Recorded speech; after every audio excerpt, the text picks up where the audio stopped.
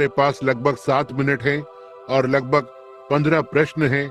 और क्या आप सोचते हैं कि महिलाओं के लिए कलीसिया के बाहर व्यक्तिगत कार्य करना सही है? जी हाँ, यह बस एक प्रश्न है, बस एक, ना ही एक वचन संबंधी प्रश्न है, लेकिन निश्चय ही मैं जवाब दूंगा।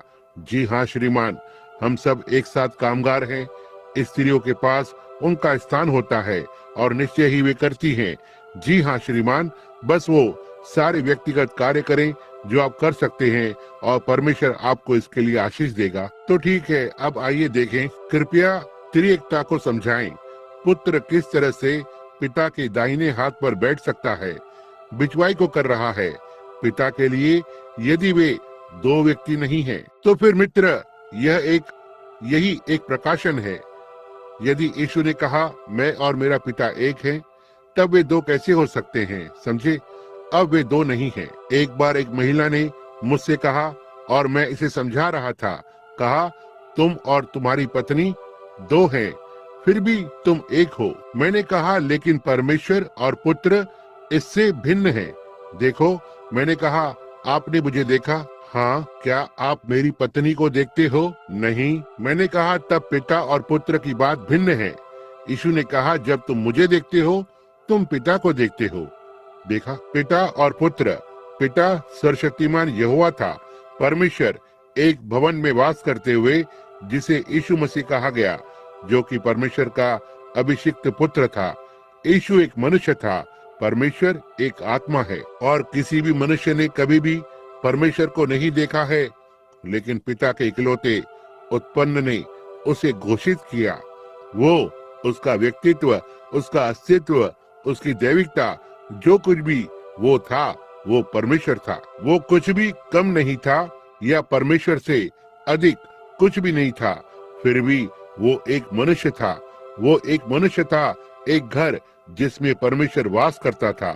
ये ठीक बात है, वो परमेश्वर का रहने का स्थान था। अब यदि आप उस पर कुछ वचनों को चाहते हैं, भाई नेविल, क्या आप मेरे लिए संत मरकुस 14:62 को निकालेंगे?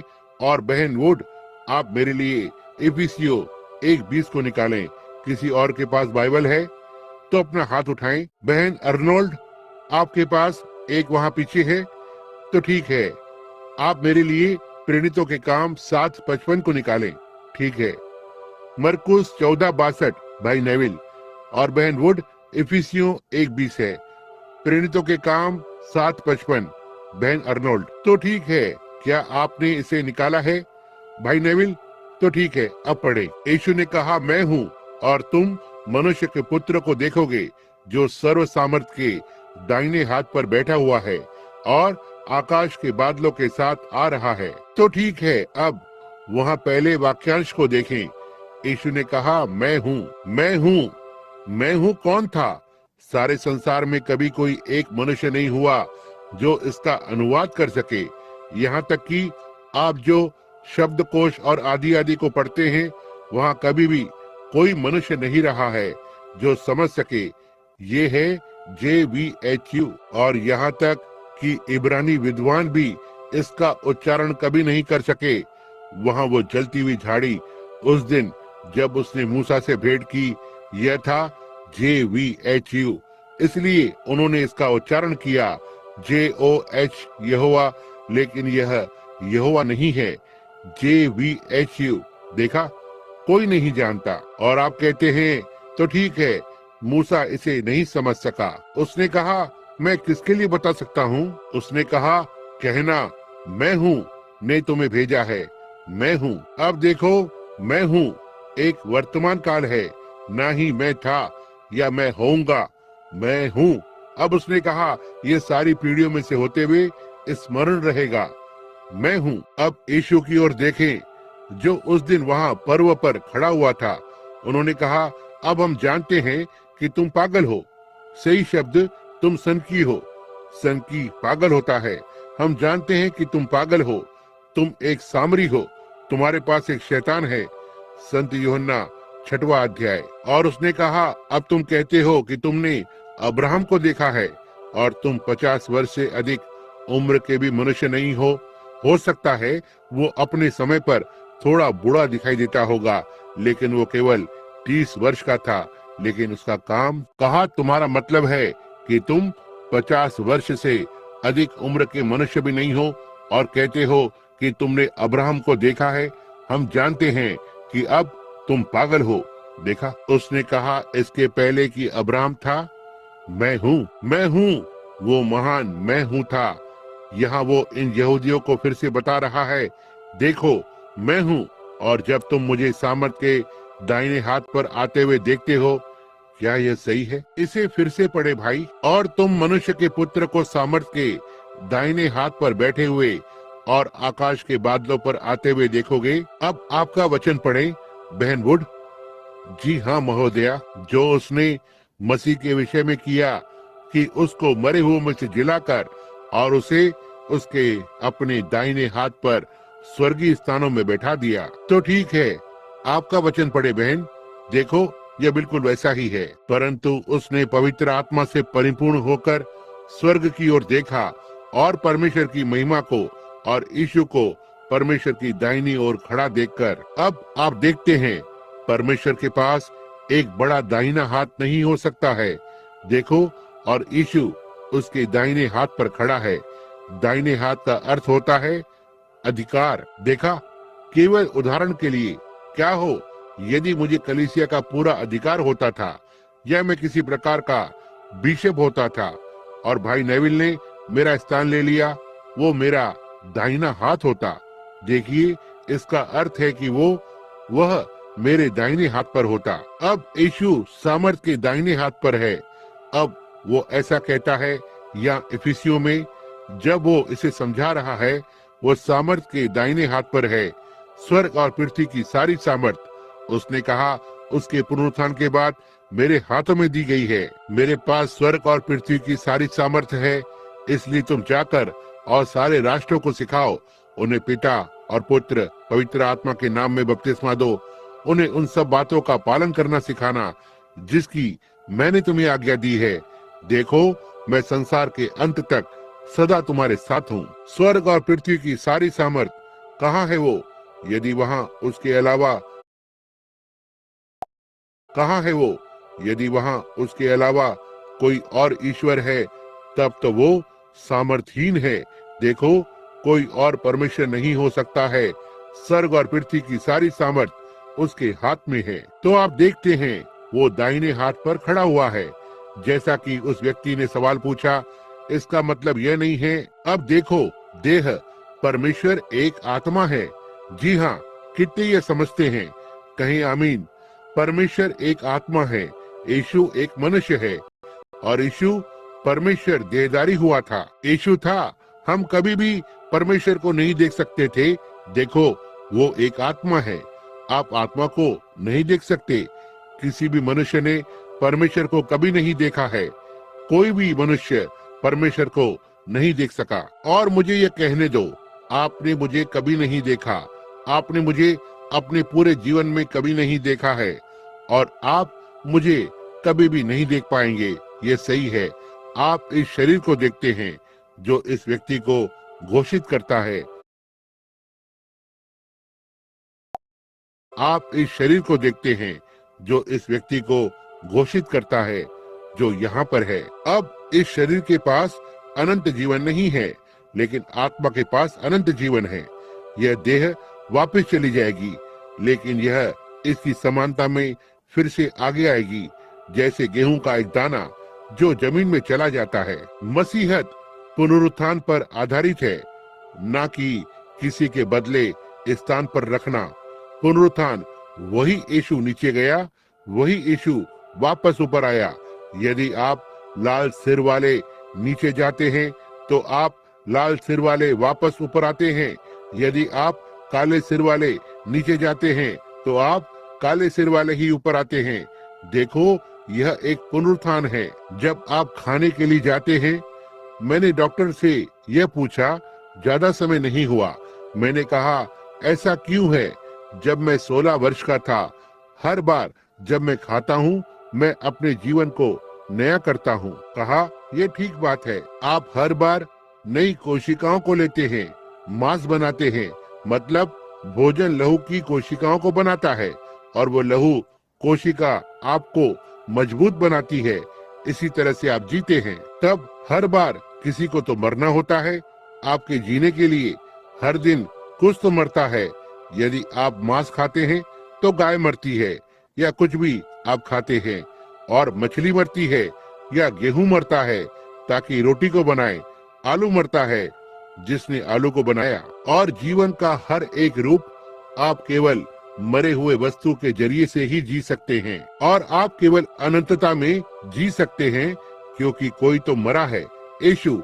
ना ही इसलिए कि आप कलीसिया से जुड़ गए हैं, इसलिए नहीं कि आपने बपतिस्मा लिया था, इसलिए नहीं कि आपने मसीहत होने का दावा किया है, क्योंकि आपने यीशु मसीह के जीवन को स्वीकार किया है, जो लहूलुहान था, लहू जो आपके लिए बहाया गया था, और आपने उसे अपने व्यक्तिगत उद्धारकर्ता के रूप में स्वीकार किया। अब ध्यान दें, मैं ये पूछता हूँ, मैं आपसे ये पूछना चाहता हूँ, इसे देखो, ये सुंदर है।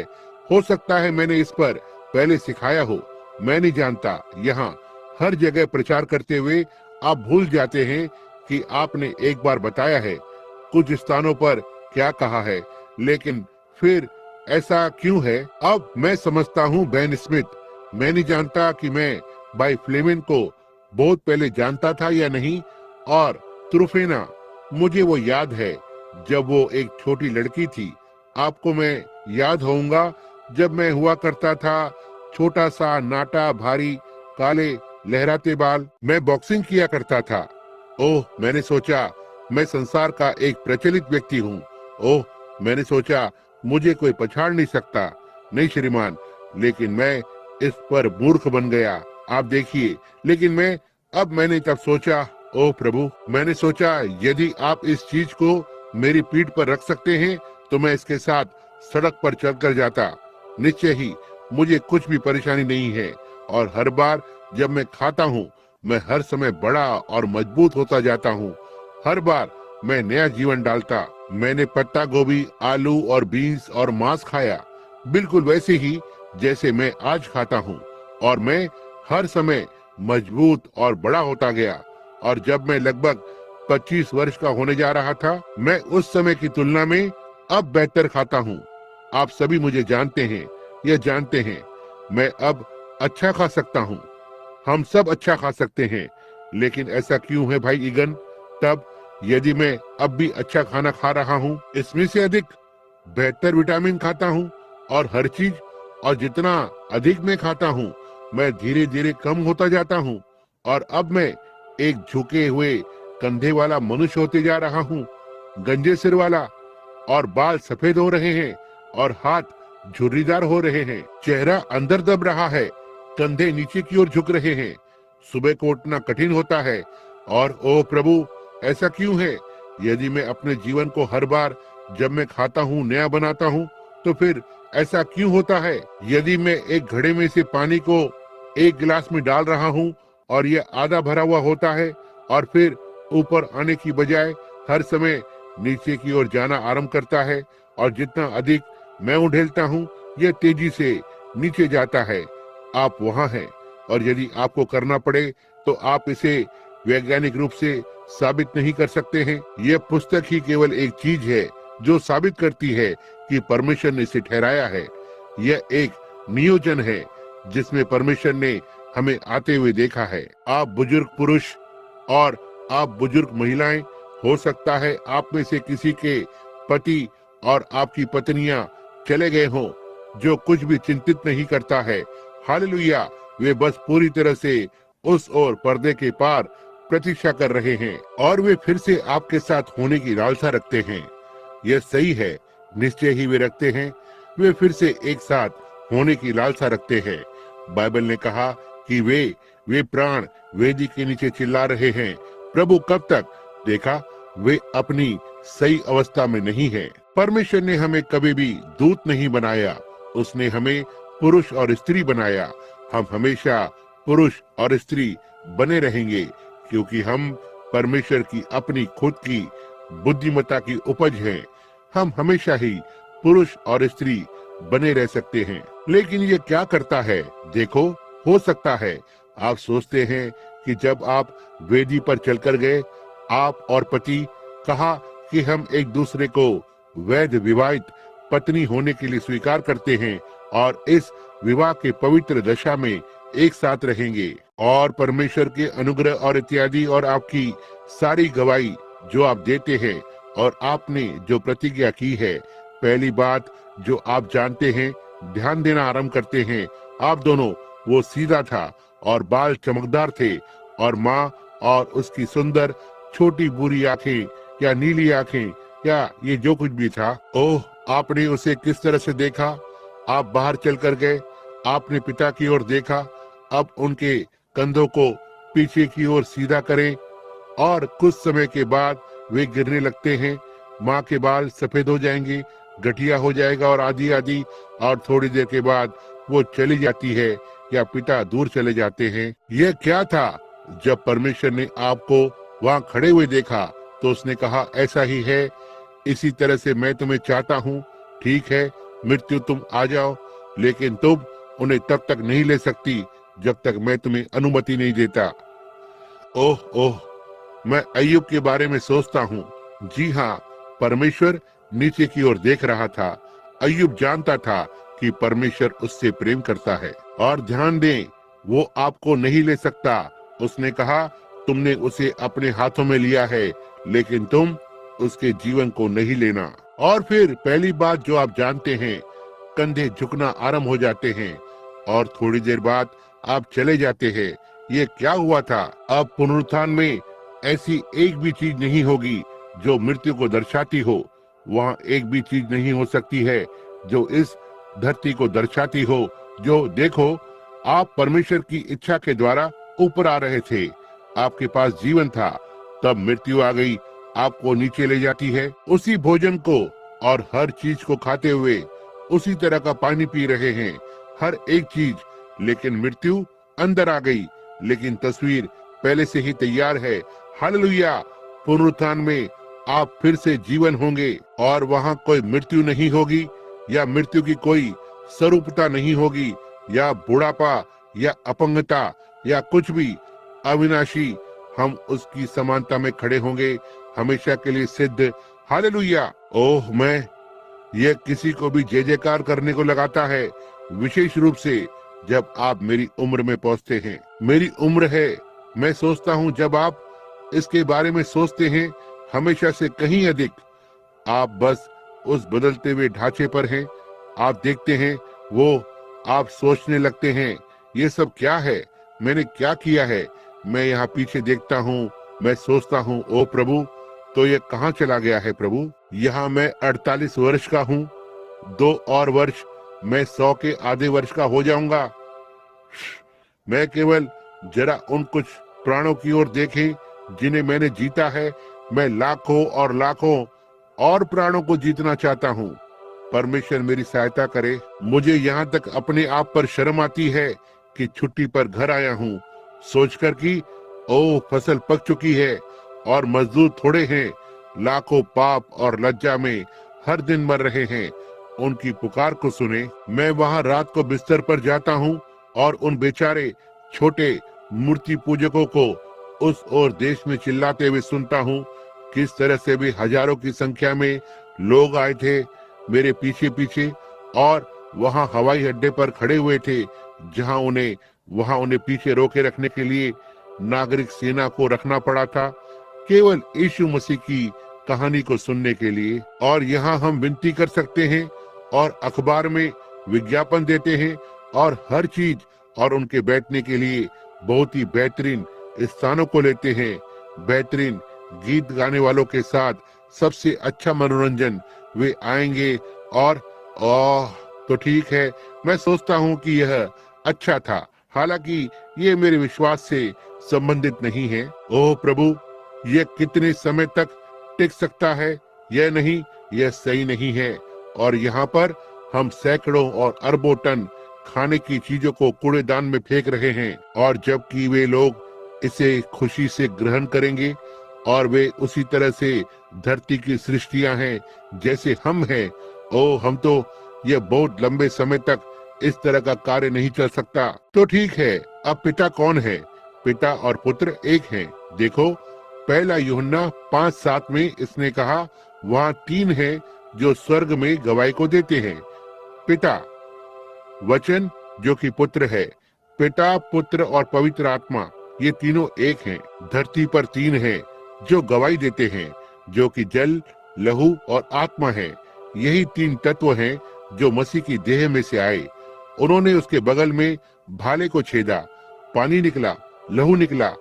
तेरे हाथों में मैं अपनी आत्मा को सौंपता हूँ। आप वहाँ हैं।